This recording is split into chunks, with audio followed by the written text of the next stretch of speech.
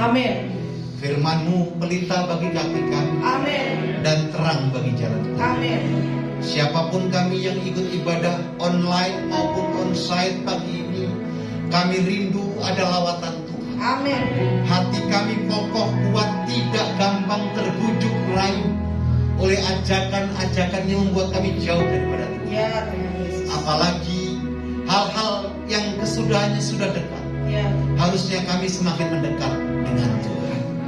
Singkapkan rahasia-Mu atas kami, bahwa kami mengerti akan semua tuntunan, dan biarlah kami berjalan seturut dengan kehendak firman. Di dalam nama Yesus, Allah yang hidup, Tuhan yang tidak pernah lalai menepati janji-Nya, kami berdoa dan mengucap syukur. Dengan iman yang diberkati firman Tuhan, baik yang di gereja maupun yang di rumah, sama-sama katakan Amin. tepuk tangan banyak. Silakan duduk Bapak Ibu yang dikasihi Tuhan Yesus Kristus. Yang di rumah, apa kabar? Shalom. Kiranya damai sejahtera Allah yang melampaui segala akal pikiran manusia sempurna turun atas kita. Haleluya. Pak Bu yang dikasihi Tuhan, saya banyak mendengar hari-hari ini orang tidak lagi firm dalam firman Tuhan, tidak lagi firm dalam pelayanan Tuhan, tidak lagi firm dalam kesungguhan. Setelah selidik punya selidik, kenapa? Hatinya tergoda. Selidik punya selidik, konseling demi konseling, mulai apa? Mulai goyah iman pengharapan. Kalau saudara lihat tanda zaman, kalau saudara lihat situasi yang ada, sesungguhnya ini sudah warning saudara. Kalau Anda baca Alkitab di rumah, saya berdoa saudara punya Alkitab di rumah. Amin. Yang punya Alkitab angkat tangan. Yang tidak punya keterlaluan. Saudara ini kasih Tuhan Yesus Kristus. Kalau saudara baca Alkitab hari-hari ini, saudara tinggal membaca halaman-halaman terakhir. Saya ulangi sekali, halaman-halaman terakhir, halaman-halaman di mana sudah mau tertutup buku itu. Berarti segala sesuatunya akan segera berlalu. Waspada. Nah, tema khotbah pada ibadah online dan onsite ini, saya angkat judul jangan gampang terbujuk. Amin. Jangan salah. Saudara lihat saya sebentar.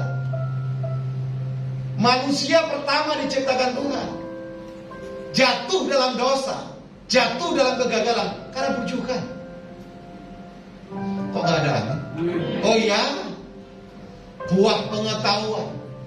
Saudara jangan bilang, oh itu kejatuhan daripada si Hawa. Loh, kalau memang Adam punya kehidupan sehebat, harusnya dia bisa nolak. Dan jangan salah saudaraku, Yesus sendiri hampir dijatuhkan oleh iblis. Oleh karena apa? Bujuk rayu. Sampai dibawa ke loteng yang tinggi, iblis bilang begini, kalau engkau mau menyembah aku, kuberikan semua kekayaan ini. Kalau engkau bisa menjadikan batu dan batu menjadi roti, berarti engkau anak Allah. Ada bujukan, ada tantangan. Bapak, Ibu yang dikasihi Tuhan, yang di rumah maupun yang di gereja, dengar baik. Kita ini sasaran. Kita ini akan disasar oleh iblis untuk dibujuk. Tujuannya cuma satu. Supaya apa? Supaya kita menjauh daripada Tuhan. Yang kedua apa? Supaya nilai-nilai kebenaran tidak lagi kita dapatkan. Bilang kanan kirimu, siapkan hatimu untuk teguran firman Tuhan. Haleluya. Orang yang rapuh dan tidak punya dasar yang kuat adalah orang yang gampang terbujuk. Catat perkataan saya. Boleh untuk update status. Orang yang rapuh dan tidak punya dasar yang kuat, gampang terbujuk, gampang diombang-ambingkan, gampang dibawa ke sana kemari. Haleluya. Saya berulang-ulang bicara di mimbar ini. Bukan gedung gereja yang menyelamatkan, bukan semata-mata ibadah kita yang menyelamatkan. Justru yang menyelamatkan adalah kebenaran dan firman itu yang membuat kita bertahan di hadapan Tuhan. Yuk buka yuk. Alkitabnya panjang sekali. Kisah Para Rasul pasal 14 ayat 8 sampai ayat yang ke-20. Saya baca ayat 8, Bapak Ibu kita bersaut-sautan. Kita bikin kayak gereja lama supaya Anda juga tetap baca firman Tuhan. Haleluya. Kadang-kadang karena gampangnya pakai gadget, sekarang Alkitab lupa bukanya, halamannya lengket semua. Udahlah, gak ada dusta. Saya pun mengalami. Saya bacakan ayat yang 8. Selanjutnya saudara jangan lambat, langsung baca. Di Listra ada seorang yang duduk saja karena lemah kakinya dan lumpuh. Saudara pelajari, lumpuh sejak ia dilahirkan dan belum pernah dapat berjalan. Ayat yang ke-9.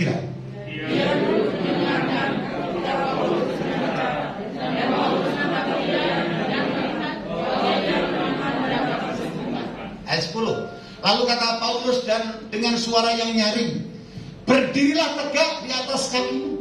Dan orang itu melonjak berdiri lalu berjalan kian kemari.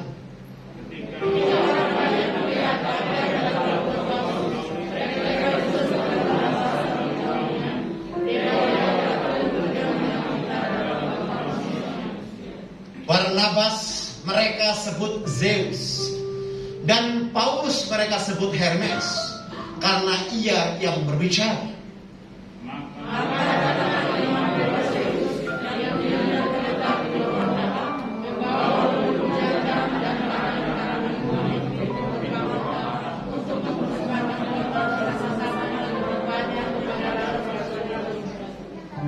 Mendengar itu Barnabas dan Paulus mengoyakkan pakaian mereka, lalu terjun ke tengah-tengah orang banyak itu sambil berseru. Ayat 15.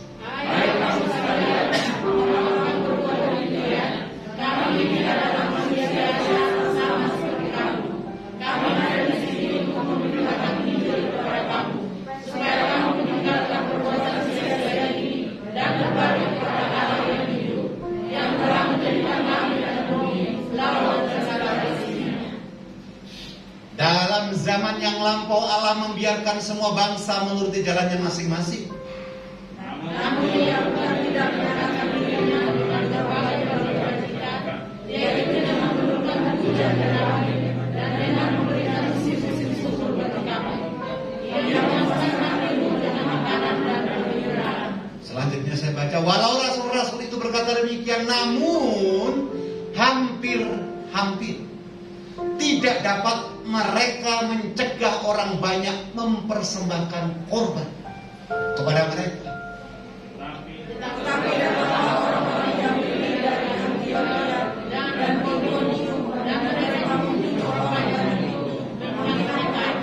Lalu mereka membakar Paulus dengan batu dan menyeret-nyeret ke luar kota karena mereka menyangka bahwa dia telah mati. Akan tetapi ketika murid-murid itu berdiri mengelilingi dia, bangkitlah ia lalu masuk ke dalam kota. Keesokan harinya berangkatlah ia bersama-sama dengan Barnabas ke Derbe. Saudara lihat saya sebentar. Ini adalah misi penginjilan Paulus dan Barnabas ke Asia Kecil untuk kali yang kedua. Untuk apa? Memanifestasikan tentang kebenaran firman Tuhan. Alkitab dalam Matius pasal yang ke-28 dan Markus pasal yang ke-16 jelas memberikan satu kekuatan buat kita. Ketika kita melayani Tuhan berjalan, tanda-tanda ini akan menyertai orang. Siapa yang percaya? Angkat tangan. Bilang kanan kirimu, dalam orang percaya ada mukjizat. Amin. Yang di rumah juga begitu. Dalam orang percaya ada mukjizat. Saudaraku, Paulus ketika berkhotbah, Paulus ketika menyampaikan firman Tuhan, ada orang di Listra yang lumpuh sejak kecil. Artinya orang ini perlu mendapatkan pertolongan. Orang ini perlu mendapatkan campur tangan sesuatu yang supranatural. Dari kecil tidak bisa apa-apa. Beda dengan kisah Yohanes pasal yang ke-5. Di situ ada orang yang sudah lumpuh 34 tahun, itu berbeda ceritanya. Berarti orang yang tidak punya kekuatan untuk berjalan. Tetapi ketika itu dia datang di mana Paulus mengajarkan firman Tuhan. Pak Bu, ini pengertian pertama. Siapa yang rindu mukjizat? Siapa yang rindu mukjizat? Tidak ada jalan lain. Saudara harus ada dalam pusat pusaran kehendak Tuhan. Saudara nggak bisa hanya nonton mukjizat. Saudara tidak hanya kagum mukjizat, tidak bisa. Saudara harus ada dalam putaran mukjizat itu, bukan putaran orang yang menjauhi mukjizat. Haleluya. Paulus melihat kamu punya iman, berjalanlah. Singkat cerita berjalan. Bagus nggak mukjizat ini? Pemberitaan firman Tuhan luar biasa yang disampaikan Paulus. Luar biasa. Tapi yang jadi masalah, saudaraku, dengar baik, oposisi itu ada. Berita disampaikan, firman disampaikan, banyak orang tidak suka. Makanya di mana ada gandum, di situ ada ilalang. Betul? Saudara jangan nyaman dengan ibadah karena orang lain yang mencoba untuk menggoyahkan iman saudara. Orang lain akan menarik saudara, membawa saudara supaya lemah, membanding-bandingkan satu dengan yang lain. Yang luar biasa, saudaraku, justru orang-orang banyak terpengaruh bukan karena nilai positif yang disampaikan Paulus. Justru banyak itu apa? Melihat manifestasi kuasa itu dikiranya Zeus dan Hermes. Nah, sekarang yang punya ikat pinggang Hermes mikir-mikir, ternyata udah Dewa Dewi. Betul tidak? Namanya harusnya diganti haleluya. Saudara, ini kasih Tuhan Yesus Kristus. Begitu mendengar ada mukjizat yang luar biasa, justru imam-imam Dewa Zeus membawa persembahan di hadapan Paulus yang luar biasa, saudaraku. Banyak orang tergoda. Pak, Bu, lihat saya sebentar. Yang menjadi masalah, kenapa banyak orang Kristen tidak kokoh berdiri di atas kakinya? Karena gampangnya kita mendengar berita-berita yang tidak benar. Betul? Tipis sekali kau punya telinga itu. Betul? Mulai diajak-ajak, ditarik-tarik ke sana kemari. Pak, Bu, kebenaran adalah kebenaran, dan kebenaran itu pasti memerdekakan. Yang setuju tepuk tangan bagi Allah kita. Haleluya. Ya, tapi kalau kebenaran disampaikan dengan bumbu supaya kita lebih hebat daripada orang lain, lebih dahsyat daripada orang lain, maaf, kebenaran itu sombong. Saya pernah pasang status di media sosial saya dan dikomplain banyak hamba Tuhan. Kalau engkau memberitakan Injil, kalau engkau melakukan pemberitaan Injil, tapi tujuanmu ketenaran, tujuanmu uang, saya katakan itu Injil yang lain, bukan Injil daripada Tuhan. Ada amin. Haleluya. Ini adalah sekolah teologi yang ketiga, harus saya sampaikan. Calon hamba-hamba Tuhan yang diurapi Tuhan. Amin. Ayo Pak, Bu, kita belajar lebih lanjut yuk. Bujukan membuat orang berubah total. Manusia pertama jatuh dalam dosa karena apa? Bujukan. Betul? Dan banyak ibu-ibu jatuh juga karena bujukan. Betul tidak? Udah, aku pasar sana saja lebih hebat, ternyata pasarnya di sana becek dan kayu. Yang kedua, Yesus juga dicoba, dibujuk oleh iblis. Tapi yang luar biasa, Yesus mengalahkan semua bujukan itu. Pak, Bu, ayo dengan cepat kita belajar. Mengapa orang gampang terbujuk? Tolong media bukakan Mazmur pasal 11 ayat 3.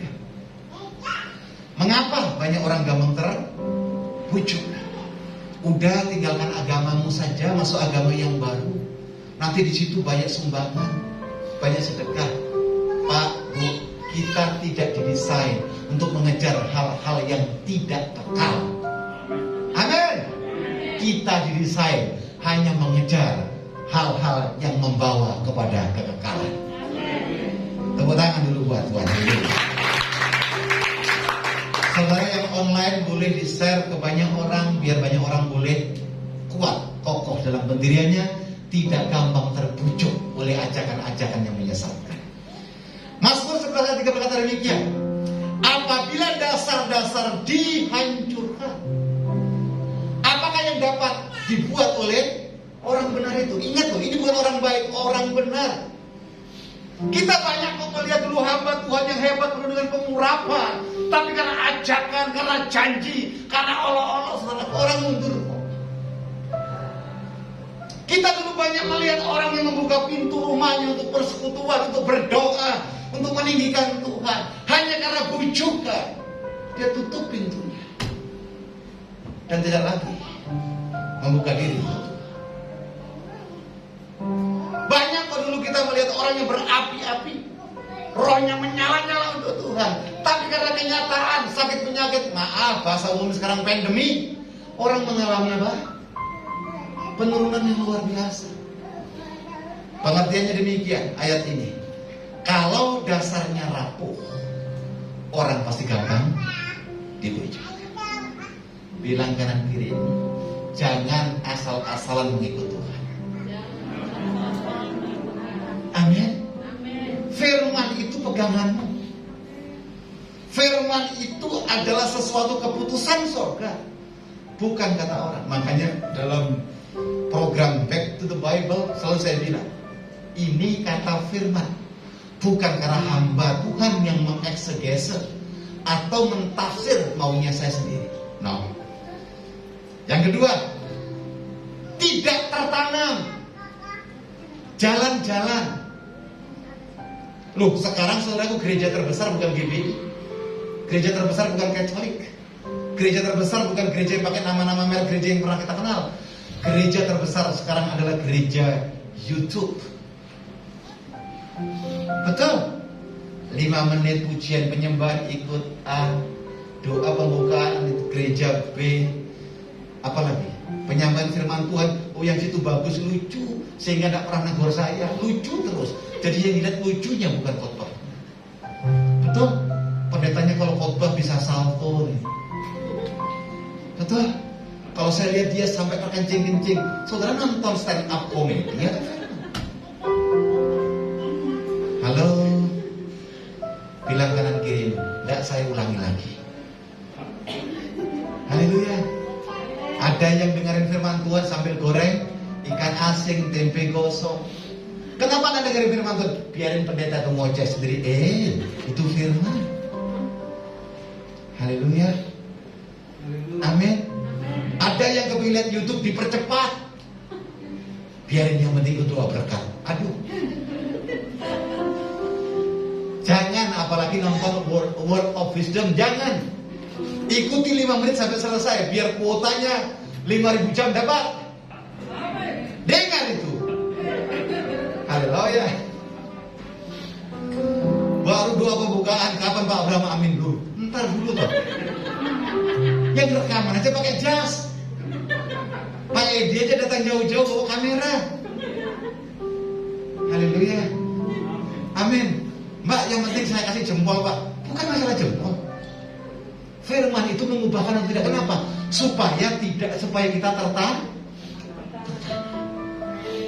Amin. Yang ketiga saudaraku, kenapa banyak orang gampang terbujuk? Tidak berakar.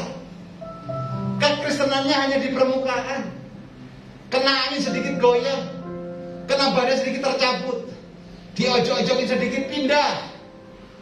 Ini yang harus tertanam. Haleluya. Amin.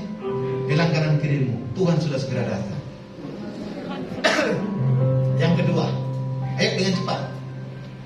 Mengapa gampang terbujuk? Kisah pasal 14 ayat 19. Kisah para rasul pasal 14 ayat 19. Tetapi datanglah orang-orang Yahudi dari Antioquia dan Ikonium, dan mereka membujuk orang banyak. Ini hamba Tuhan saudaraku, membawa kepada kebenaran, tetapi gak didengarin juga sama orang Listra. Dia lebih suka event, lebih suka rame-rame. Oh, kalau di sana menunya bakpao, kalau di Eom air pun gak dapet. Kenapa sudah pelototin saya? Haleluya. Amin. Tetapi yang dibujuk pun balik ke jalan kebenaran, menolak.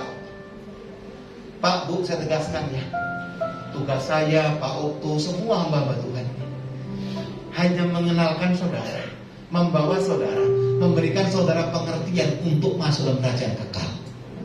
Saudara sungguh-sungguh atau tidak, itu bukan pilihan saya lagi. Betul nggak? Amin. Oh iya.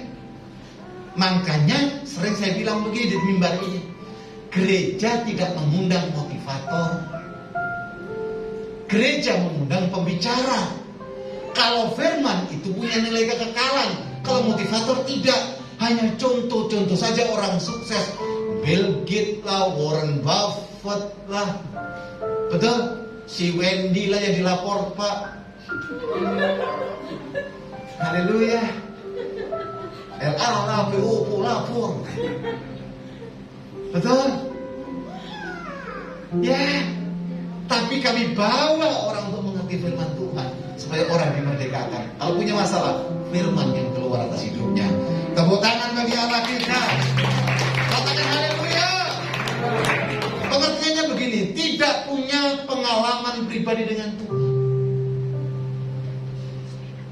Beberapa minggu yang lalu ketika back to Bible, saya bilang, ayo miliki pengalaman pribadi dengan Tuhan. Saudara menikmati mukjizat bukan apa kata orang, tapi saudara mengalami mukjizat karena pribadi kita ini jamaah Tuhan. Saudara mendengar kebaikan Tuhan bukan kata orang, tapi saudara mengalami kebaikan Tuhan karena ada dalam hidup saudara. Haleluya. Pak Bu di luar sana jahat, Bu, betul jahat. Kudus, maksudnya di daerah Kudus. Sekarang bayangin, rumah sakit penuh, nakes terpapar semuanya. Hanya dalam Tuhan loh saya mengatakan, kita akan mengalami kebaikan demi kebaikan. Amin. Saya berdoa satupun di antara kita tidak terpapar, nama Tuhan dipermuliakan. Tepuk tangan bagi Allah lagi. Yang berikutnya yuk kita buka 1 Korintus 13 ayat 11. 1 Korintus pasal yang ke-13 ayat ke-11. Ketika aku kanak-kanak, aku berkata seperti apa? Kalau si Lastri, Alicia, Kenzi, itu anak-anak. Yang diomong anak-anak. Anak-anak itu bisa berantem, saudaraku. Tapi setengah jam berikutnya udah lupa, udah ketawa-ketawa. Lah kita berantem enggak ngomongin orang, iya. Sakit hatinya dibawa sampai tidur. Betul nggak? Orang lain pasang status, kita kecewa. Orang lain ambil status, apa-apaan orang itu. Berhenti. Hidup saudara ditentukan oleh Tuhan. Ketika aku kanak-kanak, aku berkata-kata seperti apa? Kanak-kanak. Aku merasa seperti kanak-kanak. Aku berpikir seperti apa? Kanak-kanak. Sekarang sesudah aku menjadi apa? Dewasa. Aku meninggalkan apa? Pak Bu, yang dijemput sebagai mempelai nanti kanak-kanak apa yang dewasa? Ayo yang dewasa angkat tangannya, di rumah juga angkat tangan. Hanya yang, iya dengar baik. Hanya yang dewasa yang akan dijemput sebagai mempelai. Yang anak-anak kagak. Bukan masalah umur, tetapi sifat dan karakter kita di hadapan Tuhan. Betul? Enggak disapa, enggak ke gereja. Padahal yang nyapa lagi sibuk ngurusi disinfektan di gereja. Jadi kalau Farida gak salaman, saudara jangan tersinggung. Farida itu super sibuk. Betul, dia membuka gereja, menyiapkan, menyapa semua satpam. Jadi kalau Anda ada tegur, jangan putus asa. Dia baik orangnya. Haleluya. Amin. Saudara lihat saya yang sebut nama Farida, ya khotbah bukan Farida saya. Haleluya. Ya. Jadi saudaraku, kenapa orang gampang terbujuk? Ini kunci yang ketiga. Saudara catat baik-baik. Tidak dewasa di dalam iman. Doa belum dijawab, putus asa. Ada permohonan belum dipenuhi Tuhan, putus asa. Maaf, itu kanak-kanak. Betul? Saya ajar istri saya dan anak-anak, kalau melayani Tuhan, gigi mundurmu kamu las mati. Kamu las mati. Gak ada lagi mundur, maju terus. Bukan berarti pelayanan gak ada tantangan. Bukan berarti pelayanan gak ada masalah. Banyak masalah, tapi itu bukan penghukuman. Justru masalah dalam pelayanan membuat kita dewasa dalam Tuhan. Loh, Paulus, saudaraku, siapa Paulus? Orang Yahudi, seorang Sanhedrin yang kaya. Coba kalau orang bersaksi di mimbar ini, ada yang begini bilang, oh dulu saya sebelum mengenal Tuhan biasa-biasa, setelah mengenal Tuhan hidup saya jadi luar biasa, saya jadi kaya raya. Saya percaya banyak orang tepuk tangan. Betul gak? Oh dulu saya sakit-sakitan, didoakan sembuh, sekarang saya jadi kuat luar biasa. Dan saya percaya kalau saudara mengalami, saudara pasti mengalami. Banyak orang tepuk tangan. Betul? Kalau ada orang bersaksi di sini, dulu saya miskin, dulu saya susah, sekarang kaya raya luar biasa. Semua orang pasti tepuk tangan. Betul? Coba kalau ambil kesaksiannya Paulus. Dulu saya kaya raya, tapi ketika mengikut Yesus, aku teraniaya dan tersakiti. Saya percaya aminnya berbulan. Coba rasanya Petrus ambil. Dia nelayan tuh enak, juragan ikan, saudara. Sekarang berusaha ikut Yesus, matinya disalib terbalik. Lalu tolak dalam, oh tidak bisa ditolak-tolak. Haleluya. Haleluya. Ini yang bilang haleluya yang dewasa saja. Amin. Loh, dulu Pak saya belum mengenal Tuhan, bisnisku lancar kok.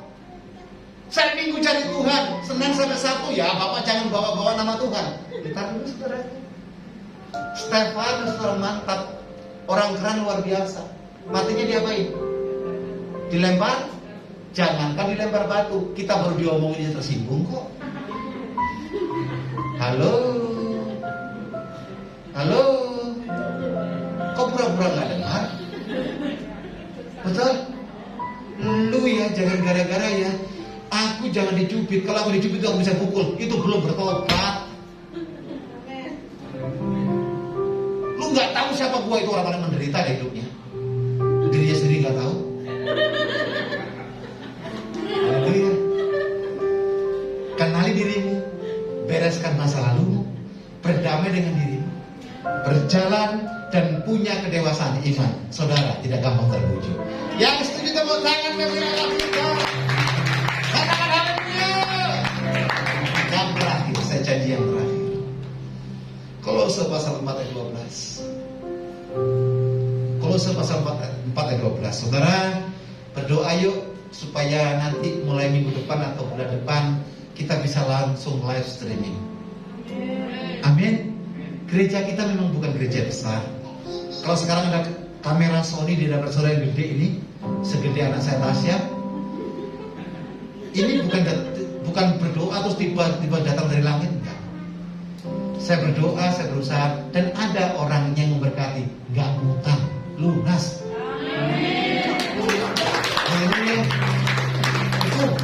Ini orang yang saya ajak ke Israel. Dia bilang begini, Pak, kok kameranya Bapak jelek ya waktu siaran dulu-dulu? Oh ya, itu karena keterbatasan. Apa yang saya bisa bantu? Oh ya, ini bantu. Kalau Tuhan yang membuka, tidak ada satu pun yang dapat. Haleluya. Doakan kita punya kamera 3, jadi kalau saya menghadap ke sana, ada syuting dari situ. Tengah, ada syuting dari situ. Dari situ, saya nggak tahu ada minggu saya lihat kamera. Haleluya. Saudara ini berkecil hati, tidak apa. Ini yang memberkati adalah orang yang diberkati. Saya percaya saudara pasti diberkati Tuhan luar biasa. Tepuk tangan bagi orang itu. Salam dari Epafras kepada kamu. Ia seorang dari antara kamu hamba Kristus Yesus yang selalu bergumul dalam doanya untuk kamu, supaya kamu berdiri teguh sebagai orang-orang yang dewasa dan yang berkeyakinan penuh dengan segala hal yang dikehendaki Allah. Saudara ini dikasih Tuhan Yesus Kristus. Bila mana supaya kita tidak gampang terbujuk. Ayat ini memberikan pengertian. Yang keempat, yang terakhir, tidak memiliki keteguhan hati adalah orang-orang yang gampang terbujuk. Amin. Tetapkan dalam hatimu, Tuhan, aku mau bertumbuh, aku mau beribadah, aku mau melayani Engkau, tidak terpengaruh situasiku, tetapi aku hanya untuk kemuliaan Tuhan. Itu keren. Haleluya. Pak Bu, lihat saya sebentar. Kalau orang lain melihat saudara senang, orang tepuk tangan. Tapi kalau orang lain melihat saudara susah, dia pergi. Dia pergi. Haleluya. Hanya Tuhan yang memberikan kita jawaban. Hanya Tuhan yang hidup yang bilang kanan kiri, aku mau bertumbuh dalam Tuhan. Aku mau sungguh-sungguh dan aku tidak mudah tergoyah. Mari Bapak Ibu, Opa Oma, Om Tante, Opung Boru, Opung Doli yang di rumah, dengar baik. Ketika engkau kuat dalam Tuhan, Tuhan pun ada dalam hidup saudara. Tepuk tangan bagi Anda. Siapapun saudara yang ibadah online dan onsite, ketika saudara digerakkan untuk memegang bagian tubuhmu yang sakit, mukjizat masih ada. Saya mau berdoa buat saudara. Siapapun Anda, tidak usah pusingkan bagaimana cara Tuhan menolong kita. Yang penting percaya saja, Tuhan pasti punya jalan keluar. Taruh tangan kananmu di bagian tubuhmu yang sakit. Hai yang di rumah, opa, oma, om, tante, suami, istri, kakak, adik, yang di gereja, dalam nama Yesus. Mungkin hari-hari ini kamu memerlukan pekerjaan, hari-hari ini kamu memerlukan mukjizat, hari ini kamu memerlukan terobosan. Taruh tangan kananmu di dada. Tuhan punya jawaban buat saudara. Mari kita datang kepada Tuhan. Doa orang yang benar, bila dengan yakin dan sungguh doakan, sangat besar kuasanya. Dan engkau berfirman, ketika di dunia ini 2 atau 3 orang sepakat meminta demi namaku, maka Allah hadir memberikan jawaban atas kita. Dan Tuhan juga berkata, jikalau aku di dalam engkau dan firmanku di dalam engkau, maka apa saja yang kami minta di dalam nama Yesus diberikan kepada kami. Tuhan, lihat tangan-tangan yang ditaruh di bagian tubuh yang sakit. Mungkin ada bagian tubuh kami yang rentan, yang luka, yang sedang terjangkit virus, yang sedang dilanda eksim, atau ada di antara kami yang sedang memegang dadanya masing-masing, berharap mukjizat, jawaban, pekerjaan, sukacita. Bagi Tuhan tidak ada yang mustahil. Bagi Tuhan segalanya mungkin. Bagi Tuhan selalu ada kemenangan. Lihat tangan kami yang kami taruh di bagian tubuh kami ya Bapa. Ulurkan tanganmu, sendengkan telingamu. Kami selesaikan ibadah kami dengan mukjizat, dengan jawaban, dengan kemenangan. Dan kami tidak goyah. Dalam Tuhan selalu ada kemenangan. Turunkan tangan saudara. Asal saudara tidak bimbang dan ragu, Tuhan masih punya jawaban yang terhebat. Kita akhiri ibadah kita. Terima kasih Tuhan. Firman-Mu meneguhkan kami, Firman-Mu mengingatkan kami, Firman-Mu menuntun kami, bahkan Firman-Mu membuat kami bisa kokoh berdiri di atas kaki kami. Terima kasih Engkau telah melihat kami pujian, penyembahan, mendengarkan Firman, bahkan kami telah mengembalikan perpuluhan yang menjadi hak-Mu. Kuduskan kami semuanya. Kami pulang dengan kekuatan, kami pulang dengan kepastian. Dan sebelum kami mengakhiri ibadah kami, biarlah berkat Tuhan sempurna turun atas kami. Mari buka kedua hatimu, kedua tanganmu, buka hatimu di hadapan Tuhan. Tuhan memberkati engkau dan Tuhan melindungi engkau. Tuhan mengarahkan wajahnya kepadamu dan diberikannya engkau damai sejahtera. Diberkatilah pekerjaanmu, diberkatilah keluargamu, diberkatilah kesehatanmu, diberkatilah apa yang kau kerjakan. Tuhan buat berhasil.